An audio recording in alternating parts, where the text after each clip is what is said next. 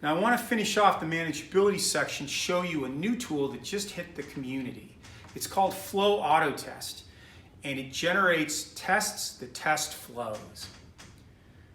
I'm talking about real Apex tests, test classes you can insert into your deployment automation. Suppose you have a flow that validates that the right kind of fruit is getting ordered. Peaches, they're okay, and this flow returns true.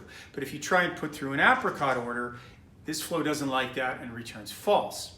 Here's the simple flow, and you can see how it does its basic validation to make that decision. So you've got this flow. Now, wouldn't it be nice if you could automatically generate test coverage for it? Well, let's do that right now. Here, I'm creating a test, and I start by setting up my test input for apricot, and then I set my test expression. Apricot goes in, I expect the result to be false. What happens next is really magical. This flow uses the power of flow actions to generate an entire Apex test class. You can see it right here, and it's deployed, and we can run it and verify that apricot gets passed in and false gets passed out.